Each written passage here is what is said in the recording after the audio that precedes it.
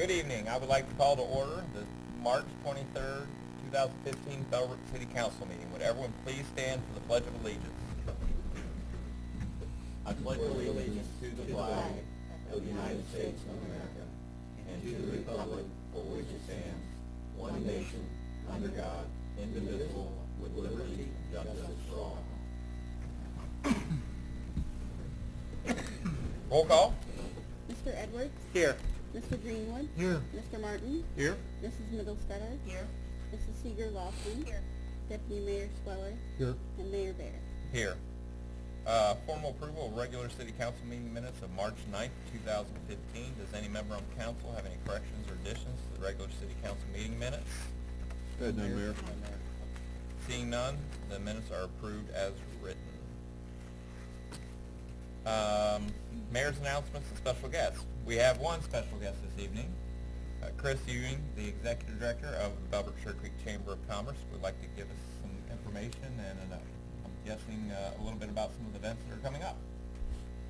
Chris?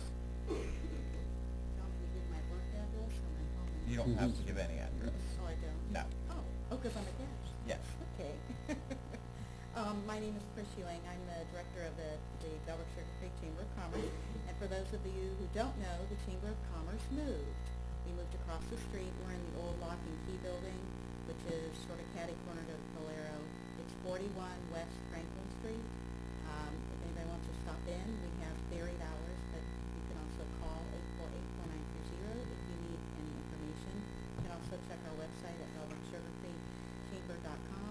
There's local events, local chamber events, grand openings, everything else that we have going on. But we're finally, Elaine's husband came and put the last of the things up on the wall, so we're in good shape. Finally got everything in there. We disposed of a lot of things, a lot of trash cans. So it's working out really well. It's actually got a little bit more visibility, and we're excited about our new place. So we will have a grand opening once the weather changes. So hopefully in a few weeks. We're also in the process of getting our sign permit, getting good to go for all the village review and all that. So anyway, there will be a new sign on the building. Our next chamber meeting will be the second Thursday in April 9th, and that's at Five Seasons at 7:30 a.m. It's our legislative breakfast. We have the Greene County Commissioners coming. Senator Portman's office is sending a rep. Mike Turner's office is sending a representative, and I believe Rick Corrales will actually be there. So we'd like to have really good attendance for this. The public is invited. It's not just for chamber members.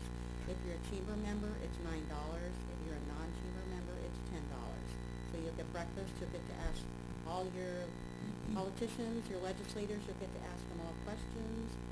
They will, of course, speak for a few minutes to whatever's going on. But it's a great opportunity to come interview the people who are running our government, and if you have any problems or any questions, it's a good time to even have one-on-one with some of those people. Even afterwards, they take time to talk. So it's a great event. If you have friends, associates, starts at 7:30. Most of the time, we're done between 8:30 and 8:45. So if you can do that morning, that's a good opportunity to do that. And that's April 9th, Thursday, at Five Seasons. As you know, our community garage sale is coming up May 14th, 15th, and 16th. You can register on our website at bellbrooksugarcreekchamber.com.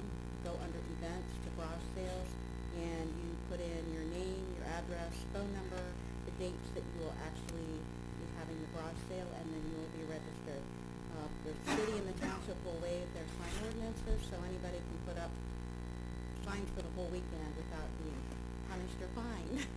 So it's a great chance to get rid of a lot of things. And we average about 120 registrations through the website, and also at the Sugar Maple tent, and also those who call in to the phone and leave all that information. We know there's a lot more that open their garage doors up who don't register, so you could have upwards of 150 to 200 garage sales during that weekend. We are very, very, very, very sought after. I get people calling from Indiana, Pennsylvania, Michigan. They come down here for this community garage sale. So it's a great opportunity to see what the community's got, to get rid of your stuff and make some money in the process. Also, you can register at our Sugar Maple tent which is in Bellbrook Park. We have the big tent on the other side of the creek. And Sugar Maple is April 24th, 25th, and 26th. It's a Dr. Seuss theme this year. It's called Oh, the Places You'll Go. So that ought to be really fun, having all the Dr. Seuss stuff. Anyway, you can register at our tent for the community garage sale if you don't want to go online or can't, then use the computer. We also will have giveaways, brochures, and directories available at our tent at the festival. We had the grand reopening of Bellhop Cafe, which is located right behind Valero gas station last week. They did a complete remodel. They have new chairs, tables, new paint. It looks fantastic. If you get an opportunity, stop there and get some coffee and a sandwich. It's a nice addition to the community. Keep in mind it was an old VFW, so now with all the new additions, it looks like a restaurant. It looks fabulous, so if you get a chance, stop in there. Also, Third Season, which is in the old, what's it called? Frosted Eagle. That is now open. We will do a grand opening for them. They want to wait till the weather breaks, so hopefully you guys can attend that when we get ready to do that. If you are new in town, you need to register to vote by April 6th. And we have voter registration forms at the Chamber of Commerce, at the library, at all the school buildings. And if you want to do an absentee ballot, you need to request that by May 1st because we have a levy on the ballot May 5th. It is a school replacement levy that is replacing the one from 1968. So if there's any questions or anybody needs any registration forms, you can go to the county website and print them off of there too. Are there any questions? Does anyone have? Yeah, I have a question, Chris. As far as the neighborhood garage sale, we've done it for a lot of different years. One of the things that always gets to us is that we get done, and then we have a garage full of stuff. Has any thought been given to contact like St. Vincent's de Paul or Goodwill or AmVets so they could have a truck come around and pick that stuff up? Because some of it still has We've talked to them. value. Normally, most individuals will do that. We'd actually talked years ago about working a deal with the trash, but we've had different trash people over the course of 15 years. So, and if they do that, because it'd be a huge pickup for them, because if everybody gets rid of their trash, ultimately. Some of that stuff isn't probably trash level yet. A lot of it probably is, but I noticed, we've taken trips up to Goodwill with some pretty good stuff that just didn't sell, and I just thought, if someone would come around with a truck, they could fill a truck. Oh, I agree. Yeah, nobody's ever said that they would do that. I think everybody calls Salvation Army and the Vietnam veterans, and I think they make arrangements that way. Yeah. But there's never been anything, I mean, I can No check into coordinated it. effort or anything? No, but that's a good idea. That is a great idea to I'm thinking maybe that Saturday afternoon, if one of these organizations were willing to, and I mean, we know there's a Goodwill pickup up there at Kroger's, Right. maybe we just let everyone know, hey, there's going to be an extra truck there or Right. something, and get the word out. That may be a good way to do it. I'm Well, not and sure I we're think gonna get people. Salvation Army and Vietnam veterans, are they the only two that come? They come, we They call come. AmVets, but they don't come on AmVets. they don't come on weekends. Oh, yeah. They only come during the week. But you can leave it in the front. You can leave You it gotta put it in the outside. bag. Could I throw in a bit here? The local organization, Family Resource Center, can use some things, and if you donate things, and you have to take them to the Xenia Goodwill, but you can designate the donation there for the Family Violence Prevention Center, which is the women's shelter in Xenia for Greene County. And you just tell them that you want that value of that to be credited for the Family Violence Prevention Center. And then when someone from the center needs to set up housekeeping, they can go to the Goodwill and use that value as like a voucher. And so that's something that, it's a little bit of extra effort, but it helps some of the folks right in our own community. And maybe these are something we could put on the bottom of our address list. Yes. Some potential choices that you could do Yeah. with all your materials that are left over, or your junk or whatever. Yeah. So, But you do have to, it has to go to the Xenia Goodwill okay. for that to work. But those are two that stay in our community, in the Bellbrook, Sugar Creek. And maybe I'll get that information. I'll get to Okay, it. great. Anybody else? Thank you very much, Chris. Moving on, resolutions this evening. We have two. Resolution number 2015-I, Mr. Edwards. Thank you, Mayor. Resolution number 2015-I, a resolution authorizing the city manager to execute an amended joint self-insurance agreement with the Center for Local Government Benefits Pool, whereas the city of Bellbrook is currently a member of the Center for Local Government Benefits Pool, CLGBP, and whereas the CLGBP provides a self-insured health benefits to its members, and whereas an amended joint self-insurance agreement to continue membership in the CLGBP has been submitted to all participating members for approval, and whereas the city of Bellbrook desires to continue as a member of the CLGBP according to the terms of said amended agreement, a copy of which is attached hereto. Now therefore the city of Bellbrook hereby resolves, Section 1, that the amended agreement with the Center for Local Government Benefits Pool is hereby accepted and approved. Section 2, that the city manager is hereby authorized to execute said amended agreement for and on behalf of the city of Bellbrook. Section 3, that this resolution shall take effect and be enforced forthwith. And attached is the actual amended agreement. There's some changes and some minor grammatical errors, that kind of thing being changed. Mark, is there anything else in there of any substance that... No, I was just going to go through just to give you a little background as to what this is. This is a joint self-insurance pool that the city is a member of. We've been a member since September of 2009 is when we joined. The pool was actually formed in August 1st of 2009. We were just 1 month after that is when we joined. So there are 16 members, cities, villages, townships in the Dayton, Cincinnati area is what those are. There are 608 total employee lives covered. Of that, Bellbrook is 24 of those employee lives. So we're probably in the middle. There are some larger entities. The city of Springdale, Anderson Township down in Cincinnati each have about 100 lives. And then there are smaller entities that have 10, 12 lives covered in this pool. So really it's a group pool. It is self-insured, so the money that goes into this, we use United Healthcare as the third-party administrator, so they're the one paying the claims, and we use their network, but all the money that are paid for claims come out of the money that we put into that. And the plan year renews August 1st of each year.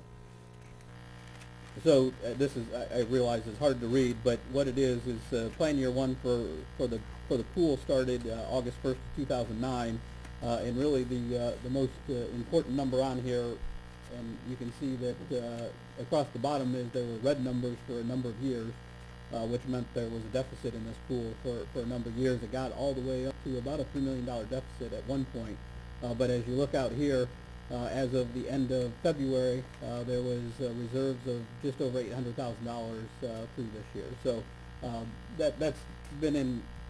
There were some rate increases here that were in the started at 22%. There was a 34% increase, but then the last 2 years have been just under 7% and just under 4%.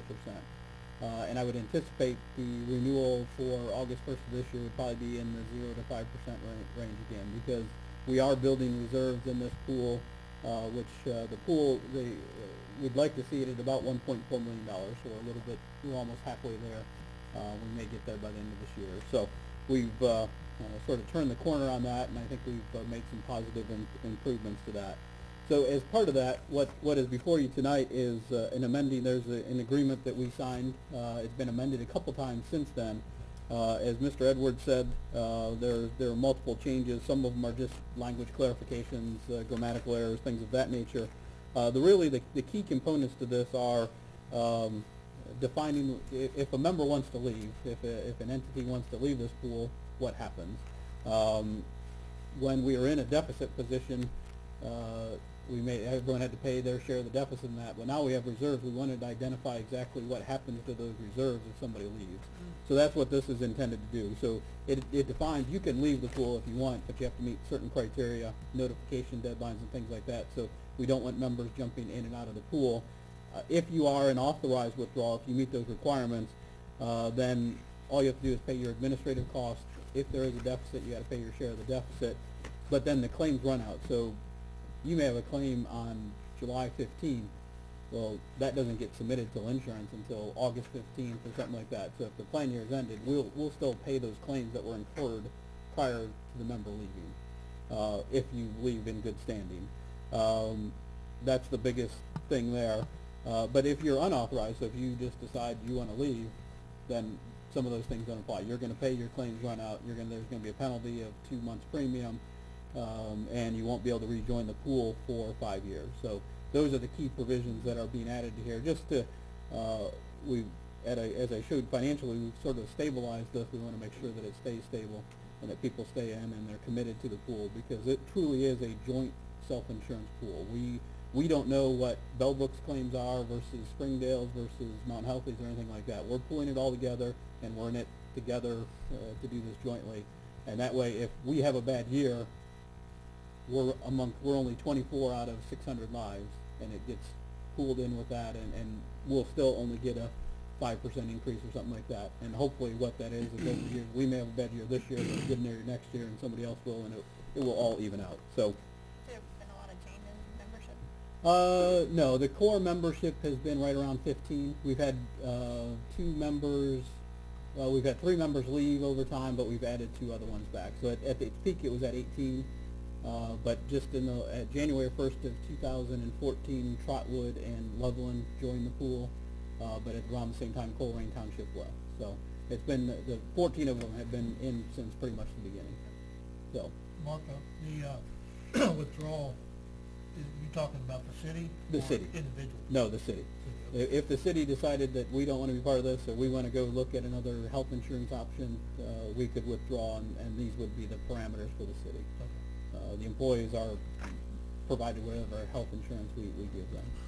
Do they get their share of the surplus if they leave? Or No, they do not. That is one of the other things that's spelled out in here, is if you leave, the surplus is there basically to pay your claims. That stays with the pool. That stays with the pool. That's what it's intended to pay your claims, whether that's, so you leave, your claims run out maybe less than your share or not, but that doesn't matter. It all sort of washes out. So.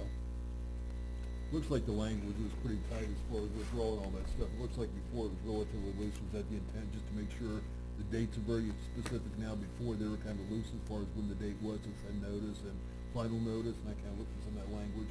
Yeah, that's exactly it. It's one of those things that it's a living document that until you experience somebody leaving, you don't realize that, okay, how does this get interpreted, or what is not said that needs to be said, and things like that. The entities that have left have paid what they were owed, but we've had some questions asked about, well, how did you get that? Ultimately, they paid, and this was intended to tie that down a little bit more and make it clear. Yeah, so that much more specific. Exactly. Questions on council? Is this something that a lot of places are starting to do? It's something fairly new? More and more are going to the self-insurance because of the Affordable Care Act. With the self-insurance, and particularly with pools, you can avoid, there are a couple of the fees associated with the Affordable Care Act that you don't have to pay if you're self-insured. So I think you'll see more. I know there's another consortium of governments in the Dayton area that are looking to do this same type of arrangement. And this is also a little unique, is we're self-insured, and then we have a stop loss of $150,000. So any claimant that has more than $150,000 in claims after that goes to somebody else. Well, that somebody else for us is actually another pool. It's a statewide pool, but they just do the reinsurance portion of it, and then they have a stop loss at $500,000. So there's multiple layers of protection out there. But no, more people are going to self-insurance because you can control where your money is going. I can tell you exactly how much we spend in claims, how much we spend in administration, how much we spend in all those things. I know exactly where the money's going, as opposed to sending the check to an insurance company, and they have a profit motive in there somewhere, and they're keeping a portion, and you never really know what that portion is. So, and I do the financial part for the pool. That's why I know it better than most. Yeah. So I have all that stuff on a spreadsheet somewhere. So. And this is, gosh, I can't remember when we started this. It was a while ago. Well, it was 2009, so this is our 6th year, and like I said, we had some rougher times, but it's turned around, and the other thing about being part of this pool, that we can make decisions. So when we had some of those issues, we made some changes that said, if your spouse has eligible insurance, they have to take that eligible insurance. They can stay on ours, but they have to take that as primary. And we did things like that, that if you're with a fully insured company, you don't always have the flexibility to do that. We can make any changes we want because it's our claims and it's what we want to do. So, wellness is another one. We've put in several wellness programs that require employees to visit their primary care physician. That's all they have to do. They don't have to go and visit them, but if they don't do that, they have to pay an additional $600 per year for their health insurance coverage. So it's go to the doctor, which actually increased claim costs because it's a doctor's visit and that. But in the long run, the hope is that it'll identify something potentially before it becomes a bigger issue. So the self-insurance... My employer, you not only do that, but we have wellness standards. We have, heart, blood pressure, BMI, glucose levels, and you pay a premium if you don't meet those. If you don't meet those. And that's, we'll probably get there. We're a little slow. We have the primary care physician, and now they have to get 15 wellness points by doing certain things, which is health risk assessments, biometric screenings, and some of those things. So, but not quite at that level yet. But those have been talked about. Mark, have we ever shopped rates with an outside insurance company to make sure that we're in fact better off with what we're doing? The reason I ask because our firm was self-insured for a couple of years, and then this year it seems like it was better to the marketplace, and so now we're back with, I believe, United Healthcare. Right? Okay. We have not shopped it per se, but I have compared it to other entities that have similar coverage in that.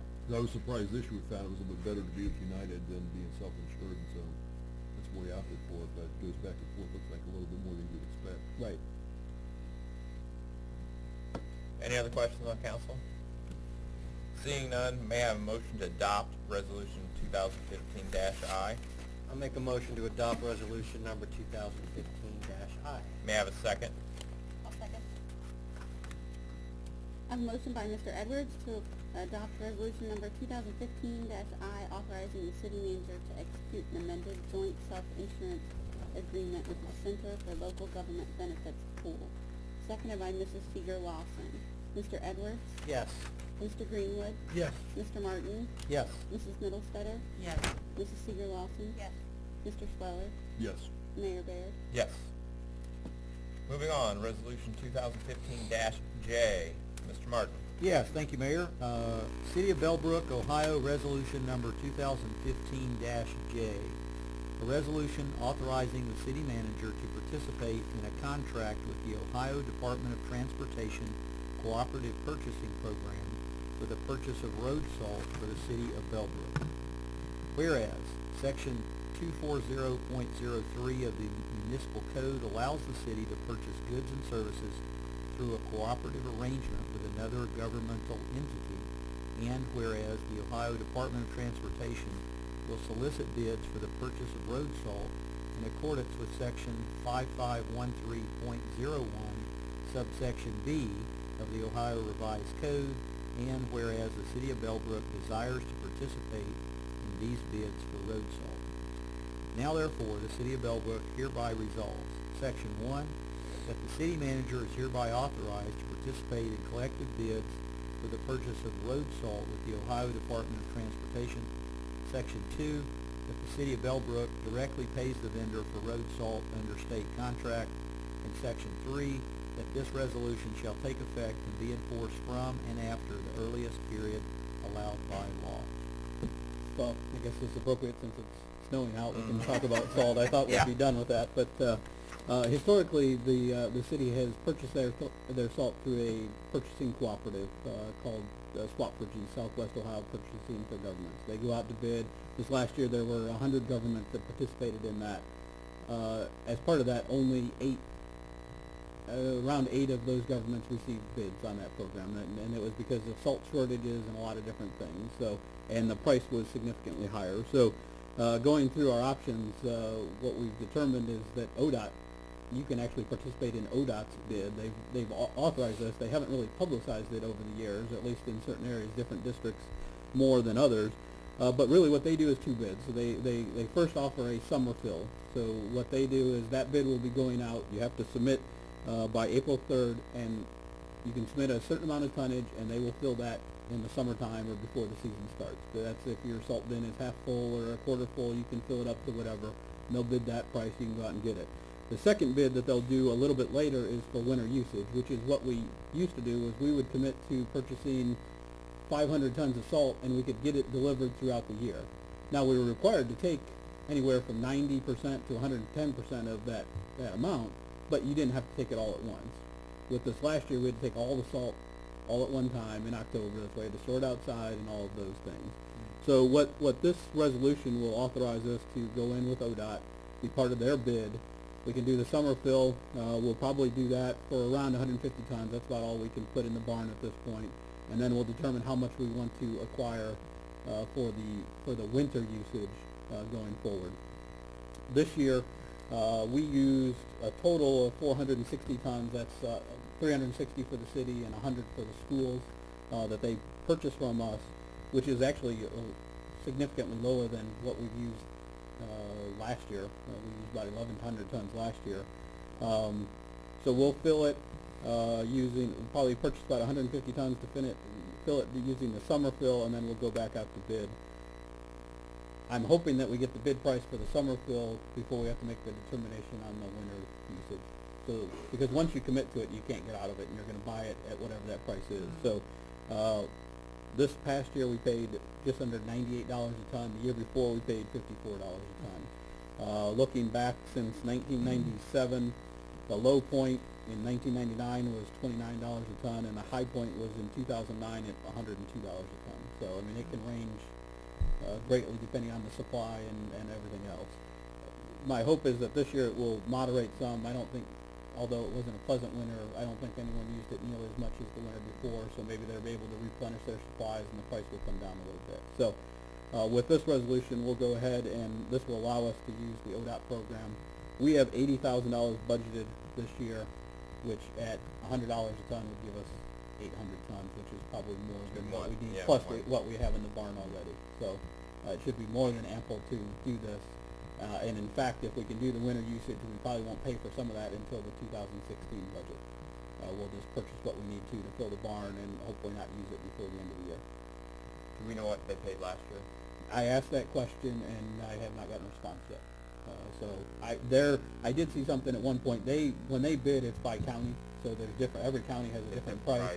I want to say it was in the $60 range is what they paid. And they had, they are the state. They're bidding collectively over 1 million tons of salt. So there's obviously somebody paying attention to them more so than our 700 tons of salt. Any members on council have any questions? Sounds like a good approach, Mark. Yeah, absolutely. We'll see if it works, and then, if the pricing doesn't work, we can always go back to another way. But I think this is what I'm looking for, at least, is a guaranteed supply. There were places around here last year that didn't have a guaranteed supply, and that's a bigger issue. Price is an issue, don't get me wrong, but you're willing to pay a little bit more. But if you don't have salt, you got real problems. When I attended the Greene County Engineers meeting, they had some discussion about the road salt issues. It's kind of up in the air about the pricing, that's not settled. But a lot of cities and towns are looking at other ways of, like beet juice, calcium, some other things. Just trying to get workarounds to kind of offset some of this. But he didn't paint a pretty picture anytime soon. Right. What if we were to move to beet juice or something, then we'd have to refurbish all of our trucks and stuff to be able to... Right, there's additional equipment if you want to do beet juice or brine or any of those things. There's additional equipment that And pros and cons. And there's definitely pros and cons. And given our geographic and the width of our streets and things like that, it's not quite the problem that you get if we had to do Wilmington Pike or some of the bigger thoroughfares or some of those things. Because we're fairly narrow and stuff like that, it's not quite the concern that it is in other places. And probably the amount of money we're spending, even at $80,000, which is going to be way more than we used this year, just changing the trucks and storage, all those other things, it probably would not make any sense. We're just not big enough. Yep. Any other questions? Seeing none, may I have a motion to adopt Resolution 2015-J? So moved, Mayor. May I have- The motion by Mr. Martin to adopt resolution number 2015-J, authorizing the city manager to participate in a contract with the Ohio Department of Transportation Cooperative Purchasing Program for the purchase of road salt for the city of Bellbrook, seconded by Mr. Greenwood. Mr. Martin? Yes. Mr. Greenwood? Yes. Mr. Edwards? Yes. Mrs. Middlestetter? Yes. Mrs. Seeger Lawson? Yes. Mr. Schweller? Yes. Mayor Baird? Yes. Moving on, that is it for resolutions. There's no ordinances this evening. We do have a city manager's report. Mr. Schloghead. Yes, a couple items this evening. Throughout the year, we're going to be looking at various fees and things that we charge, making sure that we're in line with other communities and things like that. The one that wanted to review tonight is the charges for grass and weed mowing. So if somebody has their grass that is greater than 8 inches and they get cited, we give them an opportunity to cut it themselves. If they don't do it, city staff will end up going out and cutting that. Historically or currently, we charge a $75 admin fee, and then it's $60 per hour for the labor if we have to go out and cut that. That was last adopted in 2009. What I'm proposing is to increase that. Two things: the labor going from $60 per hour to $75 an hour, just normal cost of living. But the admin fee, want to make it $100 for the first time, $150 for the second time, and $200 for the third time. What we found is there are a couple properties that are using us as a grass mowing service, commercial properties, that financially for them it makes sense, but it's just a pain for us to deal with. So we're at least going, if we're going to do it, we're going to, every one of these properties we have to go out and re-inspect. We've got to spend our administrative time. So we'll have a tiered system that $100 we'll do it, and then it'll go up from there, and then it ultimately end up at $200 for each time we cut it on the third time and after. Plus time. Yep. Just to give you an idea, last year we mowed 49 times. We inspected 85 properties. We actually had to mow 49. Some of those are repeat times. A lot of these are foreclosures, things like that, where there's no one there. They're vacant, and maybe some banks don't pay attention to them. They don't do anything with them. Some of them are pretty good and will have property maintenance companies, but not all of them. So that's what they are generally. So it's not really, it's really intended to make it cost neutral at best for us. But the time we spend doing it, we don't want somebody thinking it's a better deal than what we're Yeah, doing. and it probably is a better deal. Mark, in terms of those, I think you said 49 times we actually mowed it. Did we get paid for those? We either get paid or we assess it to their Taxes. property. Okay. So we have. In the end, we will get paid. We will get paid. Sometimes it takes longer. Sure. I just, as we get our property taxes, you get them from 2 or 3 years ago, but when they're assessed to the property, as long as they get assessed before the property changes hands, then we're okay. Sometimes, because of timing of, you have to have the assessments in by September. If we mow in September, October, and we can't put them on until the following September, that property could change hands, and Sure. I'm not going to assess a new owner for something that was done under somebody else. But that doesn't happen very often, so the majority of it we get paid sooner or later. I had a little bit of experience with that property I bought. The Green County Sewer is flat $60 a month on a commercial property. Okay. And I think we closed on the 19th, and we were billed from the first of the month until the 19th. We got the bill. But all you have to do is turn it back in, and the bank or whoever Oh, okay. pays for that. Okay. But I don't see why, you should be able to get your money back. And we usually do. Like I said, there's a couple situations where if it's gone too long, especially when it happened, like at the end of the 2014 season, and we're not assessing until September of 2015, that it's just that the time is too long at that point. So, but we get most of our money. Second, we received a notice.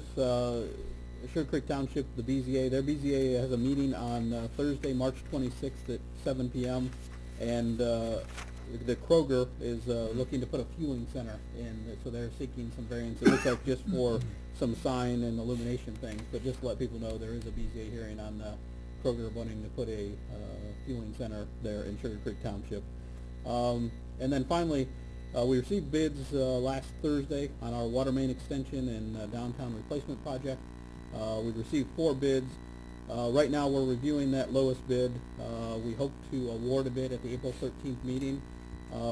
They were higher than the budget, but then in looking back, some of that is because we expanded the scope, particularly in the paving of where they're going to be on Main Street, where we expanded it to pave all of North Main Street from Franklin all the way to the Corp limit, as opposed to just the project boundaries, which needs to be done. So we just wanted to do it all as one project rather than coming back later. So that increased the prices somewhat. So we'll have to come up with some additional funding, but I think we can do that. This Out of is the water department. It's a water project, so we can do that and fund it that way. So it's about $70,000 additional, but I think it'll be worth it to have that entire section of road resurfaced all at one time, and then we don't have these pieces at one end or the other. So, assuming everything checks out with the contractor, we'll have a resolution for council at the next meeting to approve that. The total bid from the lowest bidder was just about $503,000 for that project. And of that, about $340,000 will get reimbursed from the OPWC grant.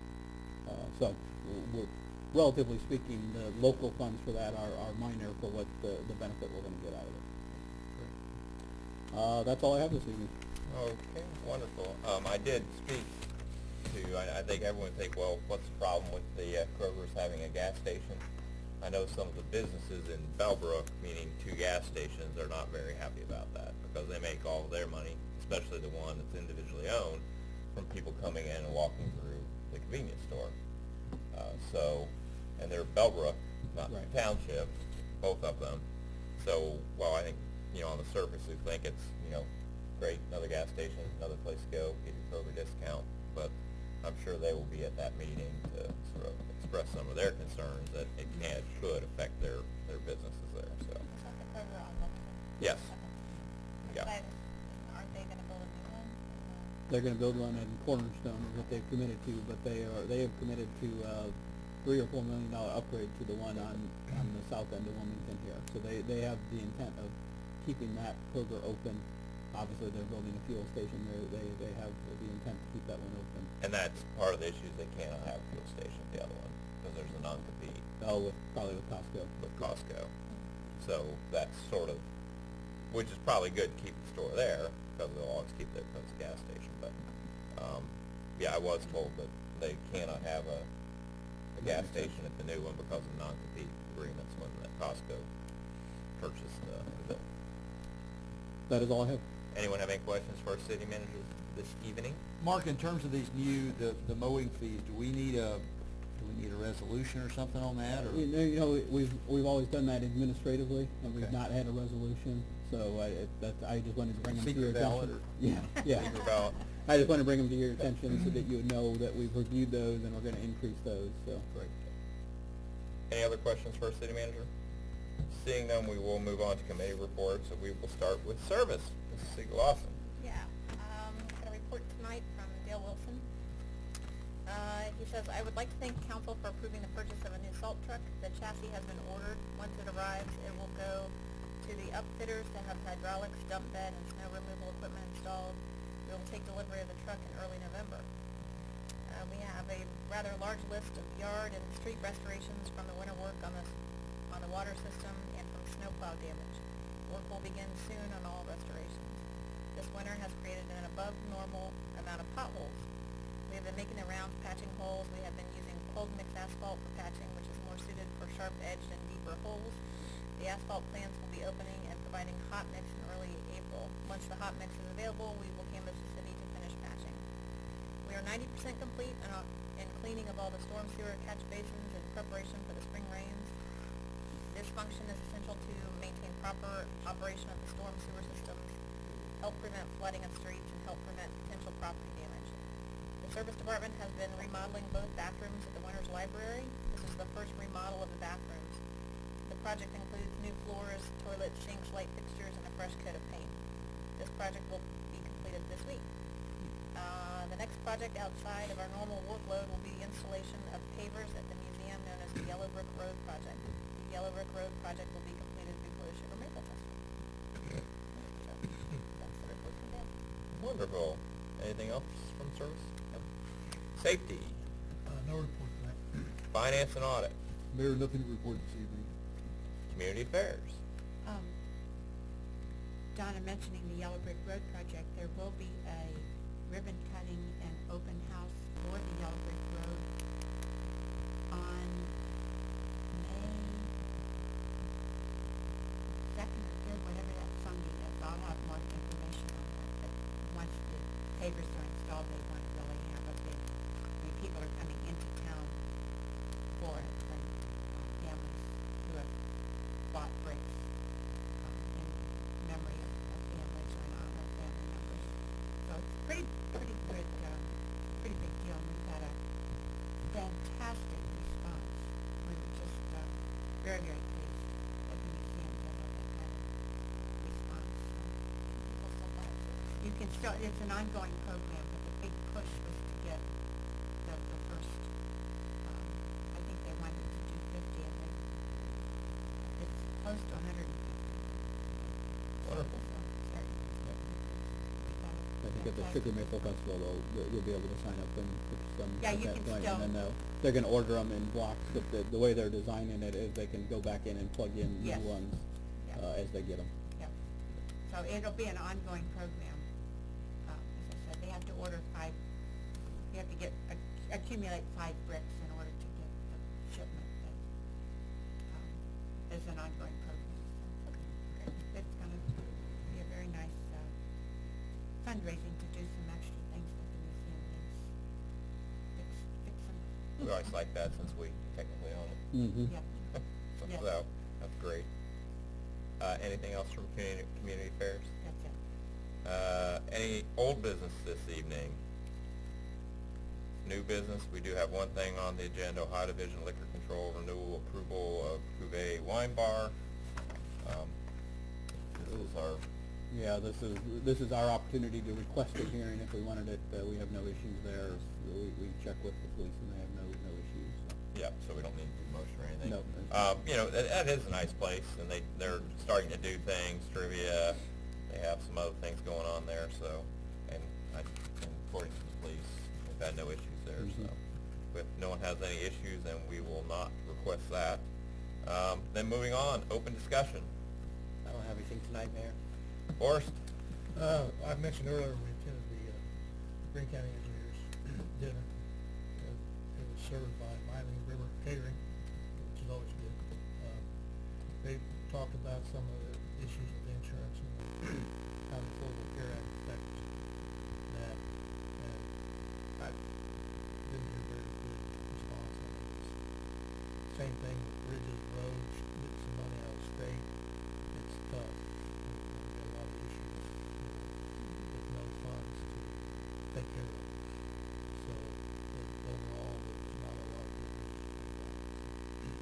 All the mayors did meet with Congressman Turner, oh gosh, 3 or 4 weeks ago, and one of the items we brought up to the congressman was the roads.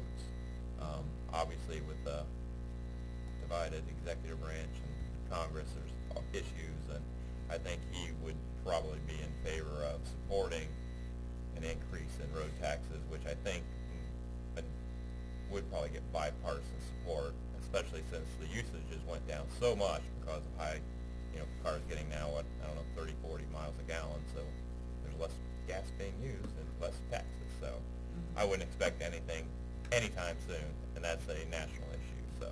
Yes, and they did mention something about raising the license plate fees. Yeah, that's the state, yes, Yeah.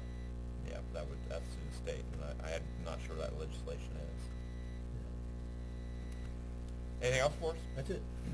Mr. Martin? Nothing tonight, Mayor. I have nothing additional. I was at the engineers meeting, but Forrest covered it all, so. Mrs. Seeger-Lawson? I just have a quick update.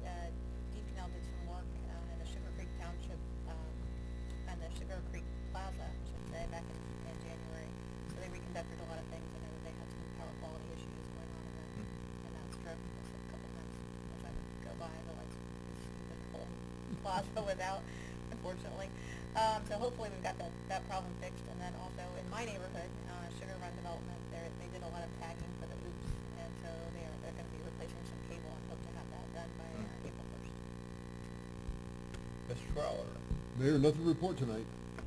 And I really don't have anything. I would, we had the Bellbrook Booster Blast Saturday, which was a big success, and I think a blast.